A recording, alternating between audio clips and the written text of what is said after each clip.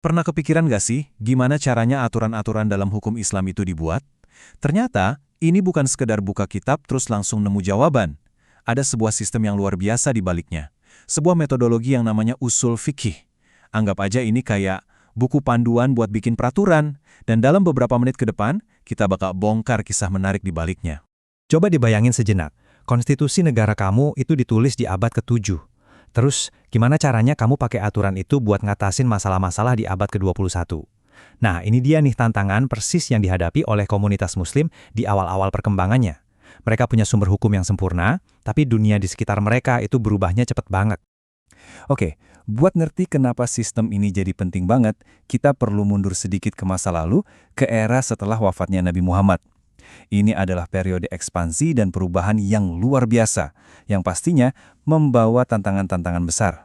Jadi setelah wafatnya Nabi, dunia Islam itu meluasnya cepat banget.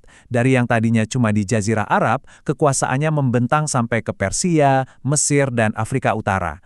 Nah, ekspansi ini bikin mereka ketemu sama budaya baru, kebiasaan baru, dan ya, masalah-masalah yang sama sekali nggak pernah ada di Madinah.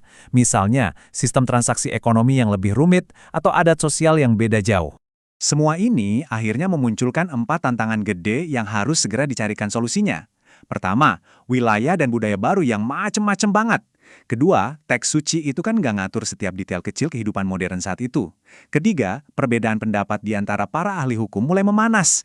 Dan yang keempat, ini yang paling bahaya nih, adanya ancaman pemalsuan hadis buat kepentingan politik. Ini bikin validasi sumber jadi krusial banget. Terus gimana dong cara mereka ngatasin masalah segede ini? Yang keren, jawabannya itu sebenarnya udah ada dari awal, tersembunyi di depan mata, bahkan sejak zaman Nabi sendiri. Coba kita simak percakapan penting ini. Waktu mau mengutus sahabatnya, Mu'adz bin Jabal, ke Yaman, Nabi nanya, "Gimana kamu akan mutusin perkara?" Mu'adz jawab, "Berdasarkan kitab Allah." Nabi nanya lagi, "Kalau nggak ada di sana?" Mu'adz jawab, "Ya berdasarkan sunnah Rasulnya." Nabi masih nanya sekali lagi, "Dan kalau nggak ada juga?" Di sini, Mu'adz dengan yakin bilang, "Aku akan beristihad dengan pendapatku." Mendengar ini, Nabi seneng banget. Ini tuh kayak lampu hijau, dukungan langsung buat pakai akal sehat kalau teks nggak ngasih jawaban. Percakapan tadi itu keren banget, langsung ngasih kita semacam peta jalan yang super jelas, sebuah hierarki sumber hukum. Nomor 1, selalu Al-Quran. Kalau nggak ketemu jawabannya, turun ke nomor 2, yaitu As-Sunnah atau teladan Nabi. Dan kalau di keduanya juga nggak ada jawaban yang eksplisit, nah, pintu ketiga terbuka lebar. Ijtihad, yaitu pengerahan kemampuan intelektual buat menarik kesimpulan hukum. Salah satu alat paling canggih dalam ijtihad itu namanya kias, atau analogi. Konsepnya tuh sebenarnya simple. Kalau ada kasus baru yang belum ada aturannya, kamu cari kasus lama yang udah ada aturannya dan punya penyebab hukum yang sama, atau ilat. Kalau udah ketemu, aturan dari kasus lama itu bisa diterapin ke kasus yang baru. Nih, lihat deh contoh nyata dari zaman Nabi langsung. Sahabat Umar bin Khattab pernah cemas gara-gara dia nyium istrinya pas lagi puasa. Nabi nggak langsung jawab boleh atau nggak boleh. Justru, beliau ngebalikin dengan pertanyaan, "Gimana pendapatmu kalau kamu kumur-kumur pakai air pas puasa?" Umar jawab, "Nggak apa-apa." Nah, Nabi langsung bilang, "Terus kenapa kamu khawatir?" Analogi ini nunjukin bahwa selama nggak kelewat batas, kayak air kumur yang nggak ketelan, maka perbuatan itu ya boleh-boleh aja. Ini ada contoh lain yang nggak kalah keren. Ada seorang perempuan nanya ke Nabi, dia harus nggak sih menunaikan nazar haji ibunya yang udah meninggal? Lagi-lagi, Nabi pakai analogi. Beliau nanya, "Gimana pendapatmu seandainya ibumu punya utang? Kamu bakal lunasin nggak?" Tentu aja jawabannya iya kan? Nabi lalu negesin, "Kalau gitu, tunaikanlah utang kepada Allah. Karena utang kepada Allah itu lebih berhak buat dipenuhi." Logikanya dapet kan? Nazar ke Tuhan itu diibaratkan kayak utang ke sesama manusia. Dua-duanya wajib dilunasi.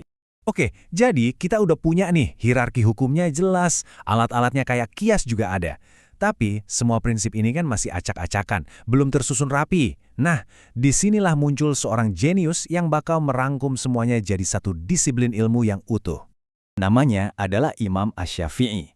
Dan posisinya tuh unik banget. Beliau belajar di Madinah, pusatnya para ulama yang super tekstualis, yang pegangannya hadis banget. Tapi, beliau juga belajar di Irak, yang isinya ulama-ulama yang lebih banyak pakai logika dan nalar.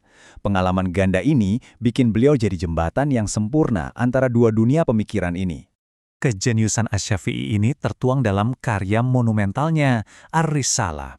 Ini bukan sekedar buku biasa. Bayangin aja ini kayak sistem operasi universal pertama buat hukum Islam. Tujuannya adalah buat bikin sebuah metodologi terpadu yang bisa diinstal sama ahli hukum manapun, dimanapun, biar bisa sampai ke keputusan yang konsisten dan bisa dipertanggungjawabkan. Di dalam Al-Risalah ini, Asy-Syafi'i benar-benar nyusun cetak birunya secara lengkap. Beliau negasin soal otoritas Al-Quran dan Sunnah, terus ngejelasin soal ijma atau konsensus para ulama, dan juga ngerumusin aturan main yang jelas buat kias atau analogi. Gak cuma itu, beliau juga netapin prinsip-prinsip buat menafsirkan teks dan aturan tentang abrogasi, yaitu ketika satu teks hukum ngegantiin teks yang lain. Jadi ini benar-benar sistem yang komplit. Oke, fondasinya udah kuat banget nih. Terus gimana kelanjutannya? Dan apa hubungannya sama kita sekarang? Nah, setelah semuanya tersusun rapi, muncul dua kubu pemikiran utama. Di satu sisi, ada para teoretikus atau mutakalim. Mereka lebih fokus ke filosofi di balik hukum. Pertanyaan utama mereka itu, aturan idealnya tuh harusnya gimana sih? Di sisi lain ada para pragmatis atau fuqahah. Pendekatan mereka berbasis kasus. Jadi mereka lihat hukum yang udah ada, terus nanya, dari kasus-kasus ini kita bisa belajar aturan apa aja? Dan jangan salah sangka ya, perbedaan ini tuh bukan kelemahan, justru ini kekuatannya. Usul fiqh nyediain sebuah arena di mana perdebatan-perdebatan sehat kayak gini bisa terus terjadi. Dan pada akhirnya, ini semua terus memperkaya khazanah hukum Islam itu sendiri. Nah, kekuatan dinamis inilah yang sekarang diuji habis-habisan di zaman modern. Sistem kuno ini sekarang harus berhadapan sama isu-isu yang dulu nggak kebayang sama sekali. Bioteknologi, mata uang digital, etika lingkungan, tata kelola negara modern, sampai hak asasi manusia. Semua ini butuh jawaban yang nggak tertulis secara harfiah di teks-teks klasik.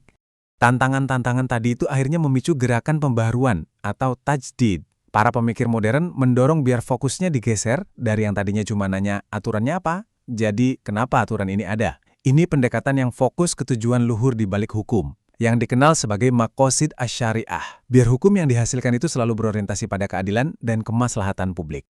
Nah, semua ini akhirnya ninggalin kita dengan satu pertanyaan besar. Apakah kerangka hukum kuno kayak usul fikih ini adalah sebuah panduan abadi yang bisa terus beradaptasi dan relevan?